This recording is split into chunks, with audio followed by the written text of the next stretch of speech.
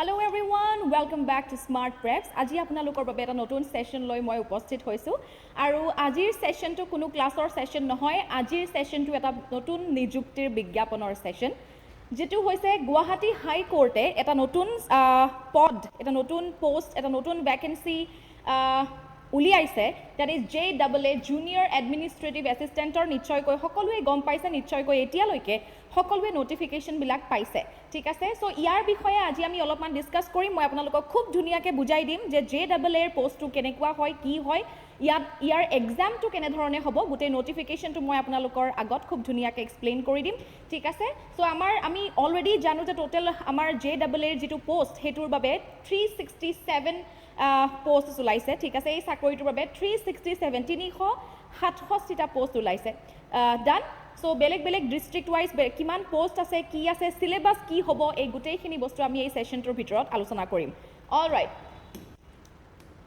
So আমি যদি এডভাৰটাইজমেন্টটো চাও তেতিয়া হলে আমি গম পাইছো প্ৰথমতে ইয়াতে আছে ইম্পৰ্টেন্ট ডেটস তো ডেট কৰ পৰা ষ্টাৰ্ট হ'ব জৰ পৰা আমি এপ্লিকেশন ফৰ্ম ফিল আপ কৰা আমি স্টাৰ্ট কৰিম আৰু ফৰ্ম ফিল আপ আজিৰ পৰাই হ'ব দ্যাট ইজ 5 বজাৰ পৰা অলৰেডি হৈ গৈছে ঠিক আছে so submission of online application starts from online application start হৈছে আমাৰ 15 আজিৰ এই তাৰিখৰ 3 বজাৰ পৰা অলৰেডি স্টাৰ্ট হৈছে ঠিক আছে 3 বজাৰ পৰা স্টাৰ্ট হৈছে এটো মনত ৰাখিব 3 বজাৰ পৰা আজি স্টাৰ্ট হৈ গৈছে অনলাইন এপ্লিকেশন আৰু ইতিমধ্যে হয়তো বহুতেই এপ্লাই কৰা আৰম্ভ কৰি দিছে গতিকে মই আপোনালোকক জনাব বিচাৰিছো এটো খুব এটা এনেকুৱা ধৰণৰ পৰীক্ষা যেটো আপোনালোকৰ স্কোৰ কৰিবলৈ বহুত বেছি সহজ গতিকে এনেকুৱা ধৰণৰ পৰীক্ষাবিলাক আপোনালোকে দিয়ক okay last date for submission of online application আছে আপোনালোকৰ 31 জুলাই 5 বজালৈ সন্ধিয়া 5 বজালৈ 31 জুলাইৰ 5 বজালৈ এটা সময় আছে গতিকে এই সময়খিনিৰ ভিতৰত আপোনালোকে অনলাইন এপ্লিকেশন অনলাইন আপোনালোকে এই পৰীক্ষাটোৰ বাবে এপ্লাই কৰক আৰু last date for payment of fees pay কৰাৰ লাষ্ট ডেট এটা হৈছে 5/8/2025 মানে 5 আগষ্টলৈকে টিল বেংক ট্ৰানজেকচন আৱাৰ্স বেংকৰ ট্ৰানজেকচনৰ আৱাৰ্স যিখিনি থাকে সেই আৱাৰ্সৰ ভিতৰত কিমান তাৰিখ হলে 5 আগষ্টলৈকে আপোনালোকে লাষ্ট পেমেন্ট কৰিব পাৰিব okay last date of payment next আমি যদি চাও এপ্লিকেশন ফিজ কেনেকুৱা হয় ইয়াতে দিয়া আছে ক্যান্ডিডেটস আন্ডাৰ PWBD মানে পাৰসন উইথ বেঞ্চমাৰ্ক ডিসেবিলিটি তেওলোকৰ বাবে তেওলোকৰ ক্যাটেগৰীৰ মানুহে কোনো ধৰণৰ ফি পে কৰিব নালাগে ঠিক আছে কোনো ধৰণৰ ফি পে কৰিব নালাগে বুলি কৈছে আৰু কোনে ফি পে কৰিব লাগিব তেওলোক হৈছে SC ST আৰু বাকি অল আদাৰ্স OBC হক আনৰিজাৰ্ভড হক তেওলোকে ফিজ পে কৰিব লাগিব SC ST ৰ বাবে আমাৰ যেটো এমাউন্ট আছে অনলাইন এপ্লিকেশনৰ বাবে হেতু হৈছে 250 টকাকৈ আপোনালোকে পে কৰিব লাগিব SC আৰু ST আৰু অল আদাৰ্স বাকিবোৰ মানুহে আপোনালোকে 500 টকাকৈ ফিজ দিব লাগিব ঠিক আছে এটো হৈছে আপোনালোকৰ ফি স্ট্ৰাকচাৰটো নেক্সট যদি আমি চাও অনলাইন এপ্লিকেশনস আৰ ইনভাইটেড টিল 5 PM আমি এইটো কথা গম পালোৱে 31 জুলাইৰ সন্ধিয়া 5 বজালৈকে আপোনালোকে অনলাইন এপ্লাই কৰিব পাৰিব এই পৰীক্ষাটোৰ বাবে এই পোষ্টটোৰ বাবে from the citizens of India as defined under Article 5 and 6 of the Constitution of India for filing up of the following vacancies of junior administrative assistants আমাৰ যেটো পৰীক্ষা হ'বলে গৈ আছে JAA মানে হৈছে junior administrative assistants in the district courts of Assam in the scale of pay of rupees 14,000 to 70,000 আমাৰ pay আৰু যেটো গ্ৰেড পে হৈছে হেতু হৈছে rupees 6,200 6,200 টকাৰ grade pay and other allowances admissible as per rules আৰু নিয়ম নীতি মতে যিখিনি বাকি allowances আছে হেখিনিও প্ৰভাইড কৰা হ'ব এতিয়া আমাক এখন চাৰ্ট দিছে যে কোনখন ডিস্ট্ৰিক্টত JAA মানে জুনিয়ৰ এডমিনিষ্ট্ৰেটিভ এসিস্টেন্টৰ কোনখন ডিস্ট্ৰিক্টত কিমান পোষ্ট ওলাইছে হেতু আমাক দিছে যেনেকৈ আমি যদি এলফাবেটিক্যালি চাও বজালিত ভ্যাকেন্সি আছে 9টা ঠিক আছে তাৰেও আকৌ পাৰ্ট কে দিয়া আছে যে আনৰিজাৰ্ভড ক্যাটেগৰীৰ কিমান আছে কিমান পোষ্ট SC ক্যাটেগৰীৰ কিমান পোষ্ট আছে STP ৰ কিমান আছে STH ৰ কিমান আছে PWBD আৰু OBC MOBC ৰ কিমান আছে যেনেকৈ ইয়াতে আমি দেখা পাইছো বজালি ডিস্ট্ৰিক্টৰটো মই কেৱল কৈ দিম বাকি কেটা আপোনালোকে নিজে খুব ধুনিয়াকে চাই ল'ব বজালি ডিস্ট্ৰিক্টত ভ্যাকেন্সি আছে টোটাল 9টা তাৰ পিছত তাৰে ভিতৰত সেই 9টাৰ ভিতৰত যেটো আনৰিজাৰ্ভড ক্যাটেগৰী তেওঁলোকৰ বাবে 7টা পোষ্ট আছে SC ৰ বাবে এটা পোষ্ট STP ৰ বাবে এটা পোষ্ট সেই ডিস্ট্ৰিক্টখনত STH ৰ বাবে 0 পোষ্ট আছে মানে কোনো ধৰণৰ পোষ্ট নাই PWBD ৰ কাৰণে নাই OBC MOBC ৰ কাৰণে নাই ঠিক আছে সো ঠিক তেনেকে নিজৰ নিজৰ আপোনালোকে ডিস্ট্ৰিক্টৰ গোটেইকেইখন ডিস্ট্ৰিক্টৰ আপোনালোকে ভেকেন্সিজখিনি চাই লওক আৰু নিজৰ নিজৰ যিটো কেটেগৰী হেতুত কিমান কেটা পোষ্ট আছে সেইখিনিও আপোনালোকে ধুনীয়াকৈ চাই ল'ব বাক্সা বৰপেটা বিশ্বনাথ বঙাইগাঁও কাছাৰ চৰাইদেউ তাৰ পিছত আমাৰ আকৌ চাৰ্ট আছে চিৰাং দৰং ধেমাজি ধুবুৰী ডিব্ৰুগড় ডিমা হাছাও গোৱালপাৰা গোলাঘাট হাইলাকান্দি হোজাই যোৰহাট আকৌ আমাৰ চাৰ্ট আছে Kamrup metro' Kamrup Amingaon Karbi Anglong Kokrajhar Lakhimpur Majuli Morigaon Nagaon Nalbari Sivasagar Sonitpur south Salmara Mankachar Sribhumi Tinsukia Udalguri west Karbi Anglong ঠিক আছে এই গোটেইখিনি এই 34খন ডিষ্ট্ৰিক্টৰ ভেকেন্সিজ আপোনালোকে চাই ল'ব আৰু লগত এই গোটেইখিনি আমি যদি ৰিলেট কৰোঁ এই গোটেইখিনি লৈ পেলাই আমাৰ যিটো টোটেল ভেকেন্সি হৈছে সেইটো হৈছে 367 অ'কে 367 ভেকেন্সি আছে তাৰে কোনটো কেটেগৰীৰ টোটেল কিমান আছে সেইখিনিও আপোনালোকে চাই ল'ব পাৰে যদি আপোনালোকে সেইখিনি আপোনালোকৰ নিজৰ বাবে ইম্পৰ্টেণ্ট বুলি ভাবে এইখিনি চাই ল'ব alright So, a candidate is allowed to submit one application form only against a district of his or her choice. So, ejon candidate এখন districtor পৰা নিজৰ এখন districtor against কেৱল এখনে application form submit কৰিব পাৰিব তাৰ পিছত ইয়াতে কৈছে a common written examination এটা হ'ব will be held for selection to the above mentioned posts for all the establishments of all the districts. However, final selection will be made district wise. Final selection district wise hobo. ঠিক আছে আৰু selection প্ৰসেছৰ কমপ্লিশনৰ পিছত একেবাৰে শেষ হোৱাৰ পিছত the high court reserve the right to allot বাকিখিনি গোটেইখিনি ৰাইট আমাৰ কাৰ্ডত আছে হাই কোৰ্টৰ তাত আছে এতিয়া গোটেই পৰীক্ষাটো কিমানটা লেভেলত হ'ব এটা হৈছে ৰিটেন টেষ্ট তাৰ পিছত আছে আমাৰ কম্পিউটাৰ টেষ্ট আৰু তাৰ পিছত আছে আমাৰ কম্পিউটাৰ বা স্কিল টেষ্ট আছে তাৰ পিছৰটো আমাৰ যেটো লাষ্ট ষ্টেজ যেটো ফাইনাল ষ্টেজ হেতু হৈছে আমাৰ ভাইভা ওকে ইন্টাৰভিউ যেটোক আমি কও গতিকে তিনিটা ফেজত এই এক্সামটো ভাগ হৈ আছে আমি গোটেইখিনি ধুনিয়াকে চাম তাৰে আগতে আমি এলিজিবিলিটি ক্ৰাইটেৰিয়াটো চাই লও কোনে কোনে এক্সামটো দিব পাৰিব কোন এই এক্সামটোৰ বাবে বৰ্তমান যোগ্য আমি হেখিনি চাই লও আ candidate must be a graduate in any stream মানে প্ৰথম কন্ডিশনটো আছে যে মানুহজন গ্ৰেজুৱেট হ'ব লাগিব ডিগ্ৰী পাছ হ'ব লাগিব any stream from a UGC recognized university grants commission recognized kora kunuba khan university pora teu ejon graduate hobo lagibo on the last day of submission of application etu amar first condition mane ejon graduate tar pisot amar ase he or she must possess a certificate of computer knowledge computer certificate apnalokok lagibo thik ase computer certificate minimum 3 months duration 3 mahor 3 মাহ ডিউৰেশনৰ 3 মাহৰ এখন computer certificate লাগিব যাৰ যাৰ তাত আছে খুবেই ভাল কথা যাৰ যাৰ তাত নাই তেওঁলোকৰ বাবে হয়তো আপোনালোকে এবাৰ এপ্লাই কৰিব নোৱাৰিব পাৰে ইমান কম সময়ৰ ভিতৰত কেনেকেনো উলিয়াব গতিকে আৰু যাৰ যাৰ হয়তো 3 মাহ কমপ্লিট হৈছে তেওঁলোকে বা 6 মাহো কমপ্লিট হৈছে তেওঁলোকে নিজৰ সাৰ্টিফিকেট কেখন নিজৰ ইনষ্টিটিউটত কৈ কাইন্ডলি উলিয়াই ল'ব অনলাইন এপ্লিকেশন অনলাইন এপ্লাই কৰাৰ আগতে ঠিক আছে The candidate should have next amar jitu condition ase second condition first condition graduate second condition hoise computer certificate thakibo lagibo third hoise the candidate should have knowledge of the official language of the state of Assam which is very very important amar ohomia bhasha tu amar jitu rajyor bhasha amar ohomor bhasha ohomiyar uporot ki thakibo lagibo ভাল জ্ঞান থাকিব লাগিব কিয় থাকিব লাগিব হেতু আমি অলপ পিছতো পাম এক্সামটো আমাৰ অসমীয়া পেপাৰ অসমীয়াৰ যেটো সেকশন হেতু খুবেই বেছি ইম্পৰ্টেন্ট কিয় ইম্পৰ্টেন্ট হেতু আমি অলপমান পিছতে চাম এটো আমাৰ থাৰ্ড ক্ৰাইটেৰিয়া অসমীয়াত প্ৰফিচিয়েন্সি থাকিব লাগিব নেক্সট আমাৰ ক্ৰাইটেৰিয়াটো হৈছে the candidate must possess valid employment exchange registration number for the state of Assam মানে এমপ্লয়মেন্ট এক্সচেঞ্জ আপোনাৰ থাকিব লাগিব এমপ্লয়মেন্ট এক্সচেঞ্জ যদি আপোনাৰ ৰিনিউ কৰা নাই কমপ্লিটলি ৰিনিউ কৰি লওক আৰু এমপ্লয়মেন্ট এক্সচেঞ্জ নম্বৰটো আপোনালোকক লাগিব অনলাইন এপ্লাই কৰাৰ আগত ঠিক আছে এইকেইটা হৈছে আপোনালোকৰ eligibility criteria and I think এই এলিজিবিলিটি ক্ৰাইটেৰিয়াখিনি বহুতৰে আছে ওকে অলৰাইট নেক্সট আমি চাও এজ লিমিট বয়স কিমান হ'ব লাগিব আপুনি এই এক্সামটোত বহিবলে চাও কেটেগৰী ওয়াইজ দিয়া হৈছে আনৰিজাৰ্ভড যিখিনি মানুহ আছে তেওঁলোকৰ বাবে এই মিনিমাম এজটো হ'ব লাগিব 18 বছৰ মানে 18 বছৰ তলত আপুনি এটুৰ কাৰণ এটু পৰীক্ষাৰ বাবে এপ্লাই কৰিব নোৱাৰে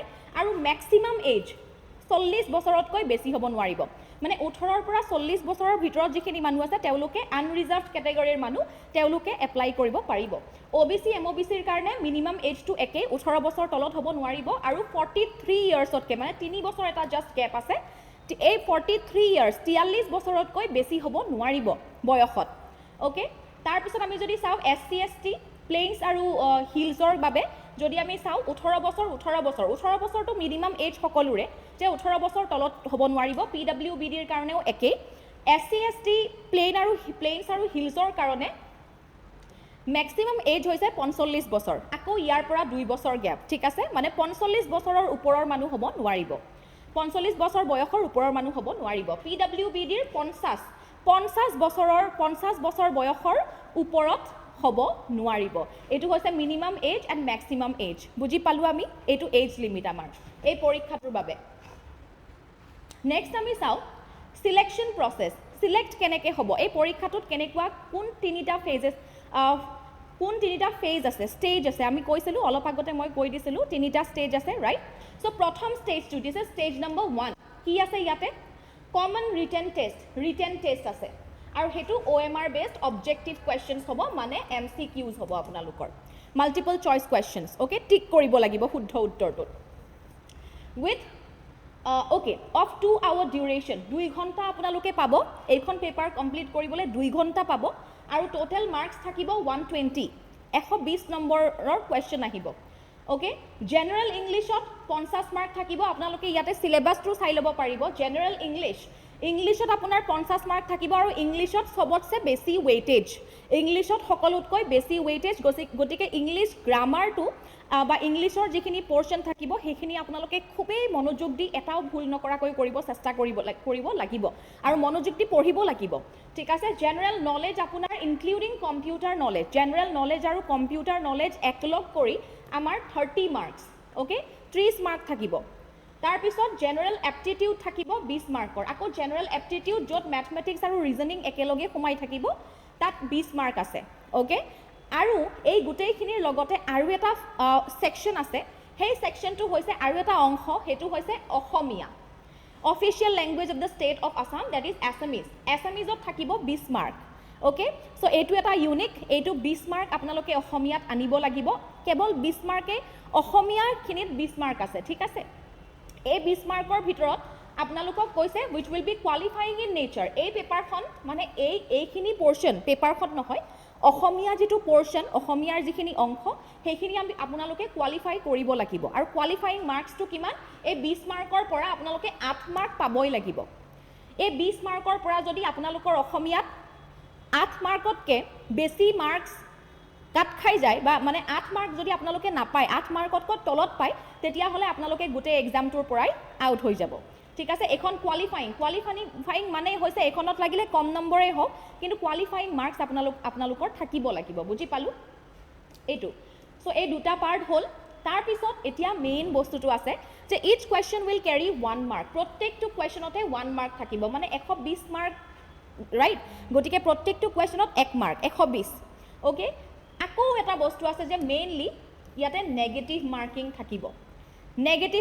থাকিব কিন্তু ঠিক আছে নেগেটিভ মাৰ্কিং থাকিব এইটো খুবেই সেই কাৰণে আপোনালোকে ডাইৰেক্টলি টুক্কা মাৰিব নোৱাৰিব যে এইটো মোৰ হয় যেন লাগিছে ইয়াতে মাৰি দিছো এইটো নহব এইটো কৰিবলে এইটো কৰাৰ সম্ভাৱনা খুবেই কম for every wrong answer 1/4 মানে 0.25 মাৰ্ক আপোনালোকৰ কাট খাব will be deducted for every wrong answer গতিকে একদম জানি বুজি যিকেটা শুদ্ধ একদম আপুনি শিওর একেবাৰে আপুনি নিশ্চিত যে এইটোৱে আনসাৰ হ'ব আপোনালোকে হেকেটাহে ভালদৰে ঠিক কৰিব লাগিব ঠিক আছে যিকেটাত আপোনালোকৰ বেছিয়ে দুমুজা হেকেটা আপোনালোকে নকৰাই ভাল ওকে নহলে যিমান আপোনালোকে পাব তাৰ পৰা বেছিকে আপোনালোকৰ mark যাবহে because there is negative marking Marks obtained in the Assamese language segment will not be counted. Assamese language of jikhini marks apnaloke pabo hetu count kora nohoy in preparing the merit list of written test as well as the final select list. Final select list of apunar jitu ei Ohomia portion khinir number ei 20 mark to count nohoy. Okay, ei 20 mark to final list of count nohoy mane written test of. গতিকে এটুত আপোনালোকে ধৰি লওক এই পেপাৰখনত আপোনালোকৰ 100 মাৰ্কে থাকিব 120 মাৰ্কৰ 20 মাৰ্কটো অসমীয়াত গুছি গল তো 100 মাৰ্কে থাকিল বুজি পালে এই বস্তুটো মন দিব তাৰ পিছত candidates in the ratio of 1:5 from the rank-wise mark sheet of the written test. 5 times the total post of a particular district will be called to the stage 2, that is computer skill test, 35 marks. এতিয়া আপোনালোকে এটা বস্তু চাব যে in the ratio of 1:5 from the rank-wise mark sheet of the written test. Written tester পৰা 1:5 মানুহক এই ৰেশিওটো select কৰা হ'ব। এতিয়া 1:5 মানে কি যে প্ৰত্যেকখন ডিস্ট্ৰিক্টত এটা পোষ্টৰ এগেইনষ্টে কি কৰিব, সৰি 5টা পোষ্টৰ এগেইনষ্টে কি কৰিব,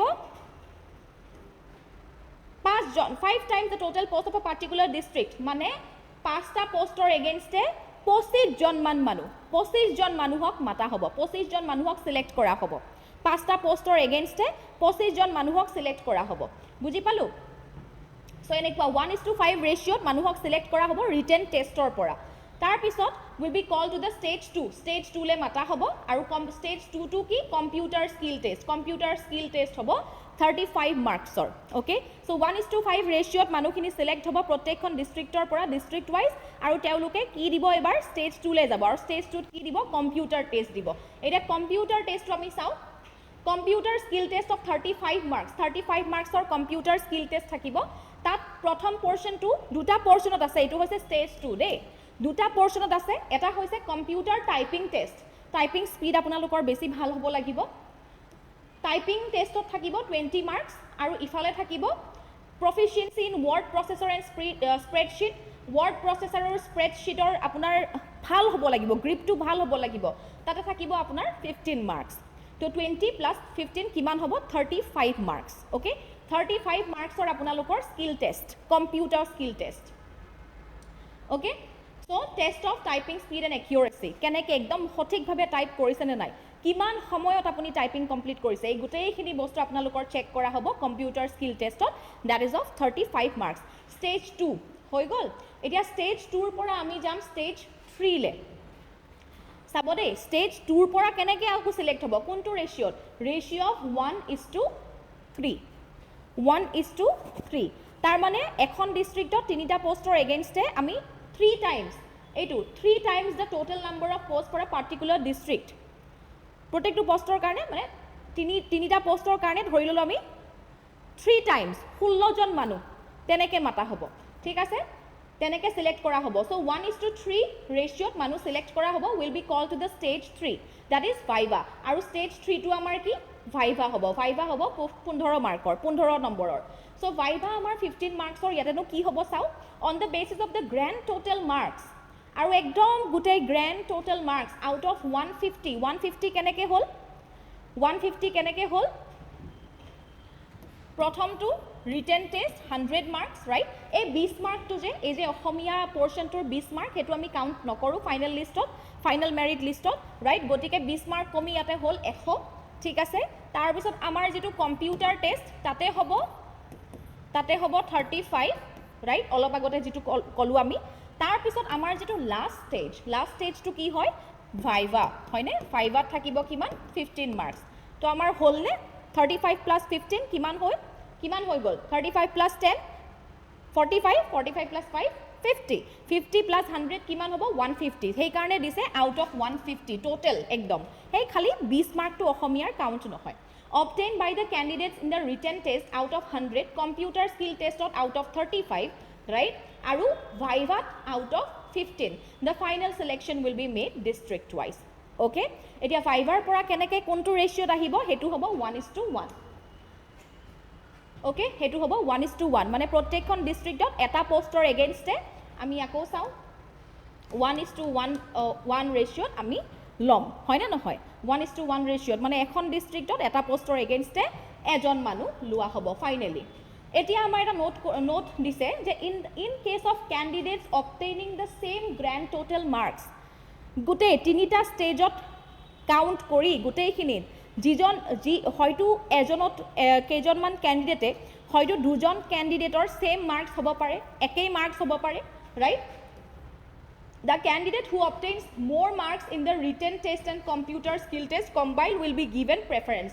Tetia, এই দুজন মানুহে যদি same marks পাইছে, সেম কিবা এটা মাৰ্কছ পাইছে, ঠিক আছে, তেতিয়াহ'লে কোনজনক প্ৰাধান্য দিয়া হ'ব, কোনে পাব?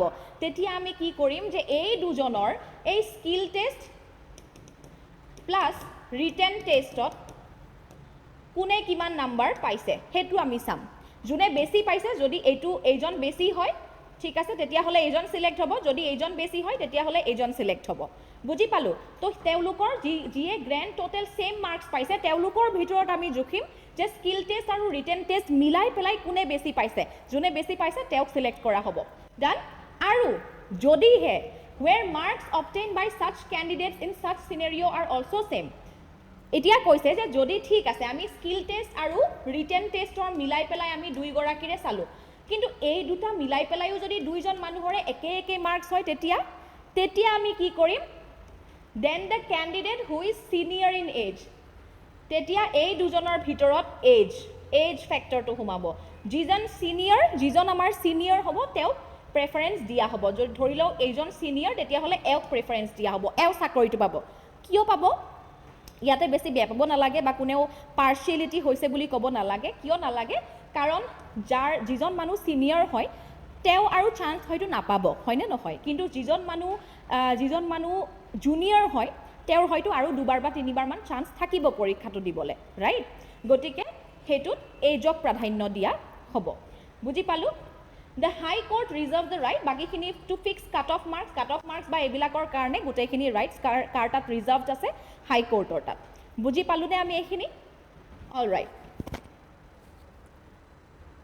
নেক্সট, হাউ টু এপ্লাই, এইখিনি আপোনালোকে জানিবই, ইয়াতে দিয়াই আছে। Candidates who fulfil the requisite eligibility criteria, যিখিনি মানুহৰ এলিজিবিলিটি ক্ৰাইটেৰিয়াখিনি আছে, যিসকল যোগ্য তেওঁলোকে নিজে জানে মোৰ তাত এইখিনি আছে, গতিকে তেওঁলোকে অনলাইন এপ্লিকেশ্যন ছাবমিট কৰিব পাৰিব by following the steps indicated below' through the home page.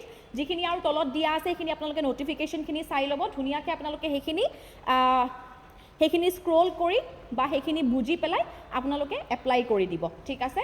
www.ghconline.gov.in, where in a scroll under the caption click here to apply online, তেনেকৈ আহিব আৰু তাৰপিছত আপোনালোকে বাকীখিনি চাই পেলাই ইয়াৰ পৰা ধুনীয়াকৈ এপ্লাই কৰি দিব। ডান? চ' এইখিনি আছিলে আপোনালোকৰ এলিজিবিলিটি ক্ৰাইটেৰিয়া, ডিষ্ট্ৰিক্ট ৱাইজ কিমান ভেকেঞ্চি আছে, তাৰপিছত আপোনালোকৰ টেষ্টটো কেনেকুৱা হ'ব, 3টা ফেজত হ'ব, সেই 3টা ফেজ কিমান মাৰ্কছ কাউণ্ট কৰা হ'ব, যদি সকলোৱে কিছুমানে একে মাৰ্কছ পায় তেতিয়াহ'লে কি ক্ৰাইটেৰিয়া আছে বাছি উলিওৱা যে কোনজনে চাকৰিটো পাব, ৰাইট? এই গোটেইখিনি আছিলে ইয়াৰ ওপৰত। ডান? এতিয়া আমি যাম চিলেবাছৰ ওপৰত। আপোনালোকে চিলেবাছটো ইতিমধ্যে গমেই পালে। চিলেবাছত কি থাকিব? JAA জুনিয়ৰ এডমিনিষ্ট্ৰেটিভ এছিষ্টেণ্টৰ এই হাইকোৰ্টে উলিওৱা এক্সামটোৰ বা এই হাইকোৰ্টে উলিওৱা ভেকেঞ্চিৰ যিটো পৰীক্ষা হ'ব তাত আমাৰ চিলেবাছ পাঠ্যক্ৰম কি হ'ব? জেনেৰেল ইংলিছ থাকিব, আমি জানো আমাৰ কিমান আছে 50 মাৰ্কছ, ৱেইটেড চবচে বেছি ইংৰাজী গ্ৰামাৰত। General knowledge including computer, right? ইয়াতে কিমান থাকিব বুলি কৈছিলোঁ? কিমান থাকিব আছিলে? General aptitude I think 20 marks আছিলে। তাৰপিছত ইফালে কিমান আছিলে? মেবি 30 মান আছিলে নেকি? য়েছ, কিমান আছিলে এবাৰ পটকৈ চাই লওঁ।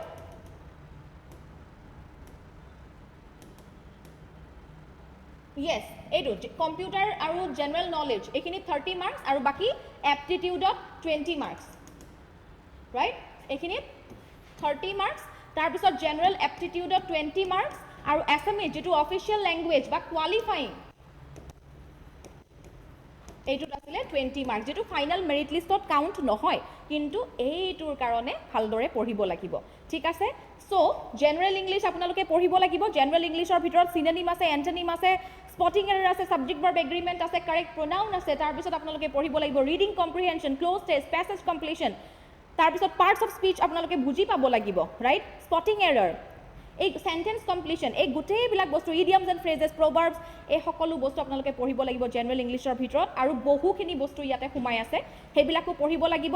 চ' মোক আপোনালোকে চিনি পায় এজ এন ইংলিছ টিচাৰ, গতিকে মই আছোঁ আপোনালোকৰ সন্মুখত, আপোনালোকৰ মাজত।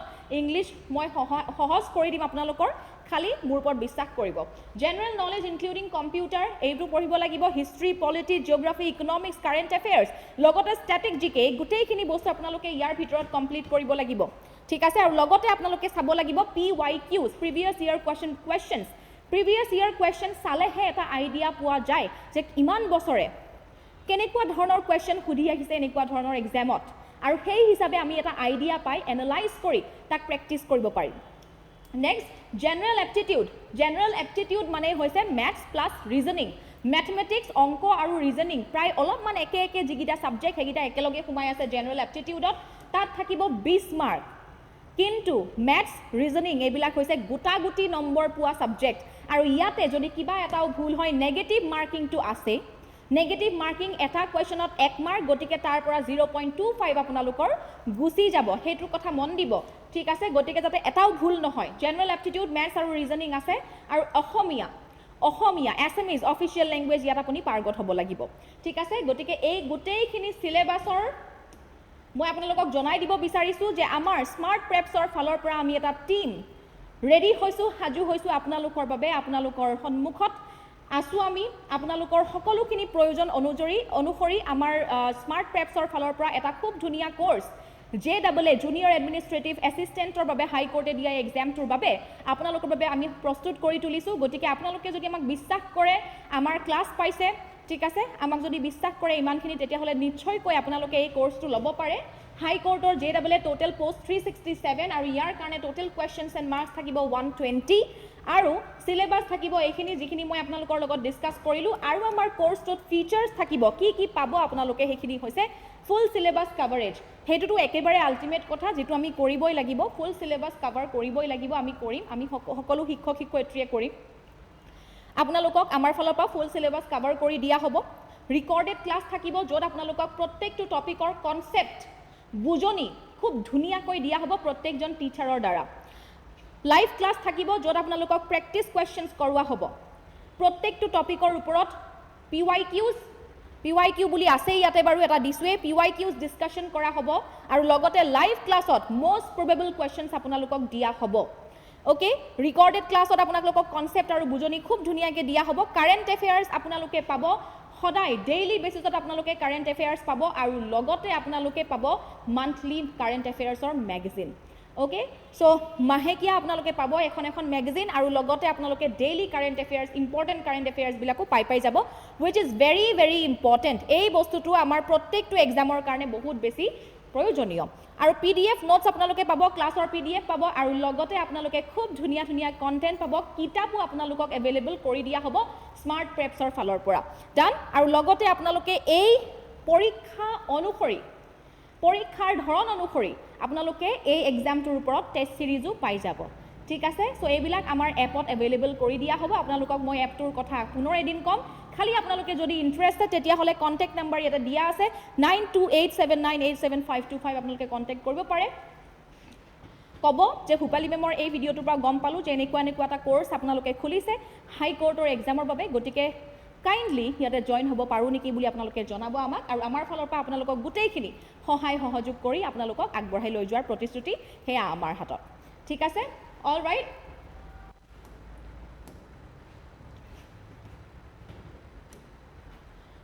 everybody. So with this, we come to the end of today's session. I hope আপোনালোকে আমাৰ ওপৰত সেইখিনি বিশ্বাস কৰে, সিমানখিনি সাহস, সিমানখিনি মৰম দিয়াৰ বাবে বহুত বহুত ধন্যবাদ। যাৰ বাবে আমাক ইমানখিনি সুযোগ দিয়াৰ বাবে ধন্যবাদ। য'ত আমাক সুযোগ দিছে আপোনালোকক পঢ়াবলৈ, আপোনালোকে নিজৰ গাইড বুলি আমাক মানি লৈছে, তাৰ বাবে বহুত ধন্যবাদ। আৰু আমাৰ এই যিখিনি কোৰ্চেছ খোলা হৈ আছে, আৰু এয়া কেৱল আৰম্ভণিহে দেই, ইয়াৰ পিছত বাকী আৰু কোৰ্চেছ আহিব খুব ধুনীয়া ধুনীয়া। মই অলৰেডি কৈছোঁ এজন অভিজ্ঞ শিক্ষক ইয়াত আছে, আৰু ইয়াৰ পৰা আপোনালোকে অসমৰ পৃথিৱীৰ যিকোনো কোণাতে নাথাকক কিয়, আপোনালোকে তাৰ পৰাই বহি খুব ধুনীয়াকৈ নিজকে প্ৰস্তুত কৰি তুলিব পাৰিব আমাৰ সহায়ত, ঠিক আছে। All right এভৰিবাডি, so' with this let's wind up. পুনৰবাৰ আপোনালোক সকলোকে লগ পাম নেক্সট ক্লাছত, আৰু তেতিয়ালৈকে সকলো ভালে থাকক, কুশলে থাকক। Bye bye.